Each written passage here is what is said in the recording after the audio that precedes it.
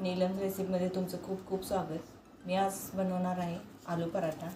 त्यासाठी लागणारे साहित्य, इथे मी गव्हाचं पीठ घेतलेलं आहे, इथे 5 बटाटे घेतलेले आहेत, इथे थोडंसं मीठ घेतलेलं आहे, इथे 1 इंच आल्याचे बारीक तुकडे केलेले आहेत, 5-6 मिरच्या घेऊन त्या पण बारीक केलेल्या आहेत, चिरलेल्या आहेत, इथे कोथिंबीर घेतलेली आहे, ती पण बारीक चिरलेली आहे, आणि इथे 10-12 लसणाच्या पाकळ्या घेतलेल्या आहेत। आता आपण ही अशी गव्हाची पिठाची कणिक मळून घ्यायची आहे, आणि अशी आपण चपातीला जशी मळतो तशीच ही मळून घ्यायची आहे। इथे मी बटाटे उकडून घेतले होते, त्याची आता साल पण काढून घेतलेली आहे। इथे आता मिक्सरच्या भांड्यामध्ये हे सर्व घालायचं आणि मिक्सरला बारीक करून घ्यायचं। मिरची, आलं, लसूण, कोथिंबीर, याची थोडीशी कोथिंबीर आपण ठेवूया वरून घालायला भाजी। हे आता आपण मिक्सरला बारीक करून घ्यायचं।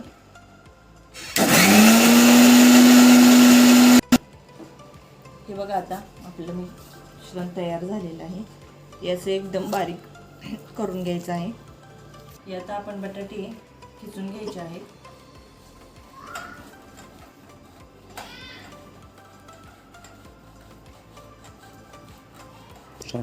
असे बटाटे खिसून घेतले की ते खिसलेल्या बटाट्याचे पराठे खूप व्यवस्थित बनवता येतात। आता आपले बटाटे खिसून झालेले आहेत, त्यामध्ये आता आपण मिक्सरला बारीक केलेले सगळं मिश्रण घालून घ्यायचं।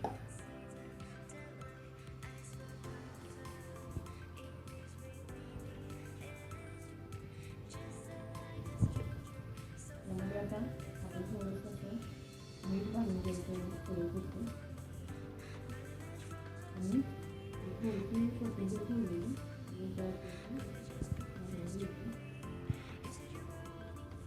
आणि सर्व मिश्रणाचं मिक्स करायचं।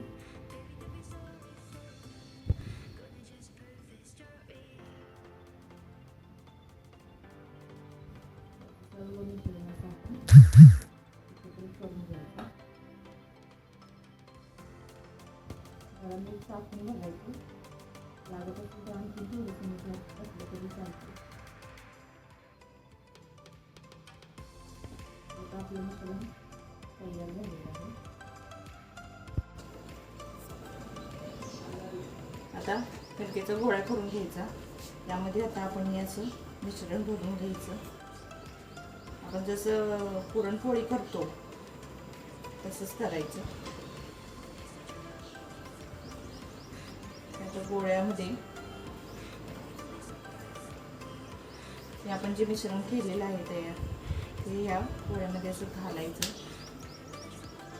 जसं आपण पुरणपोळी करतो त्या पद्धतीने आपण असं करून घ्यायचा गोळा।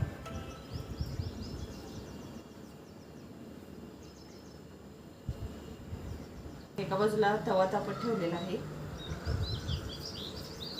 इकडे आपण असं गोळा करून घ्यायचा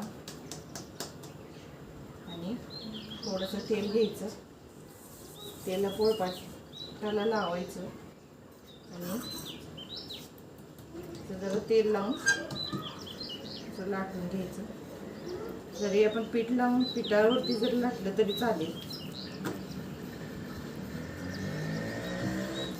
अगोदर थोडं तेलावर लाटून घ्यायचं।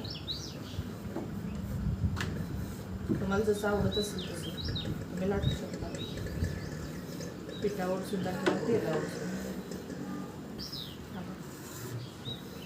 असं या पद्धतीने असं थोडंसं असं जाडच ठेवायचं, जाडसर असं लाटून घ्यायचं। पूर्ण आपण चपाती बाहेर पातळ करतो तशी करायचं नाही, थोडंसं असं जाडसरच ठेवायचं, नाही तर हा पराठा फाटला जातो।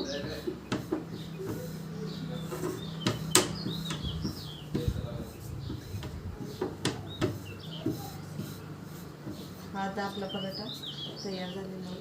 हा आता आपण गॅस तव्यावरती टाकायचा आहे।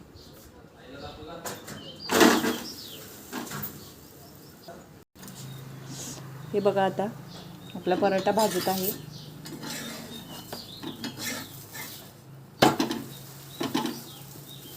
खूपच छान वास सुटलेला आहे पराठ्याचा. त्याला आता आपण तेल लावून घ्यायचं.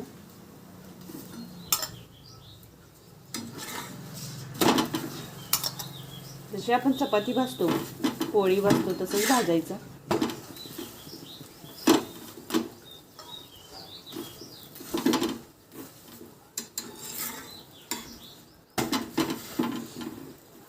दोन्ही बाजूने असं चांगला भाजला पाहिजे, व्यवस्थित असं भाजून घ्यायचं.